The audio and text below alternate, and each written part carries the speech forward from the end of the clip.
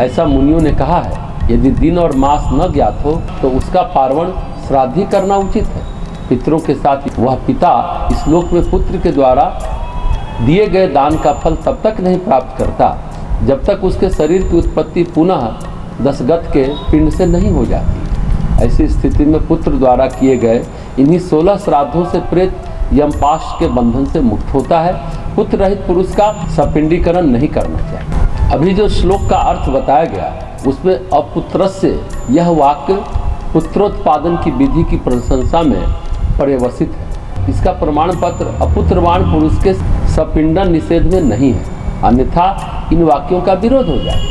अतः यथाविधि योग्य पुत्र उत्पन्न करने का प्रयत्न अवश्य करना चाहिए। पति के जीवित रहने पर स्त्री का भी सपिंडन नहीं होना चाहिए। जिस कन्या का विवाह ब्रह्मादि विवाह विधि से हुआ है उसकी पिंडोदक क्रियाएं पति के गोत्र से करनी चाहिए। असुरादि विधि से जिसका विवाह हुआ है उसकी पिंडोदक क्रिया पिता के गोत्र से करनी चाहिए। पिता का सपिंडीकरण सदैव पुत्र करे। यदि पुत्र नहीं है तो स्वयं उसकी पत्नी उस क्रिया का निर्वाह करे। उसके भी न रहने पर सहोदर भाई, भाई का पुत्र अथवा शिष्य सपिंडीकरण कर सकता है। सपिंडीकरण करके वह नांदी मुख श्राद्ध करे। एक खग पुत्र न रहने पर ज्येष्ठ भाई का सपिंडीकरण कनिष्ठ भाई करे। उसकी कमी में भतीजा या पत्नी उस कर्म को पूर्ण करे। मनु ने कहा है कि यदि सहोदर भाइयों में एक भाई पुत्रवान हो जाए तो उसी पुत्र से अन्य सभी भाई पुत्रवान हो जाते हैं। यदि सभी भाई पुत्रहीन हैं तो उनका सपिंडीकरण उनकी पत्नी को करना चाहिए अथवा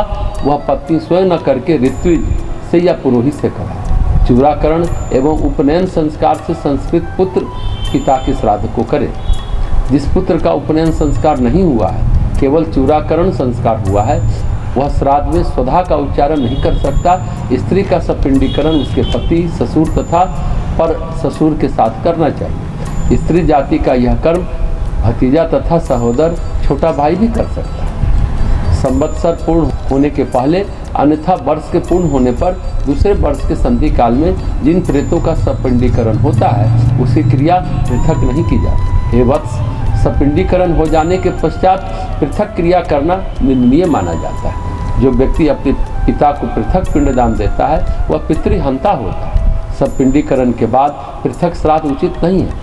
यदि कोई पृथक पिंडदान करता है तो वह पुनः सपिंडीकरण करे। जो मनुष्य सपिंडीकरण करके एकोदिश श्राद्ध करता है वह स्वयं को तथा प्रेत को यमराज के अधीन कर देता है। हे पक्षिण, वर्ष पर्यंत प्रेत से संबंधित जो भी क्रिया की जाए उसके नाम और गोत्र के सहित विद्वान व्यक्ति करे। सपिंडीकरण कर देने पर भोजन और घटादि का दान, पददान तथा अन्य जो दान है उन्हें एक को यानी मृत व्यक्ति को ही उद्देश्य करके देना चाहिए। वर्ष भर के लिए अन्न और जलपूर्ण घटादि की संख्या का निर्धारण करके ब्राह्मण को प्रदान करें। पिंडदान देने के पश्चात यथाशक्ति वर्ष भर के लिए उपयोगी समस्त सामग्री दान में दें। ऐसा होने पर मृत व्यक्ति दिव्य देह धारण करके विमान द्वारा सुखपूर्वक यमलोक चला जाता है।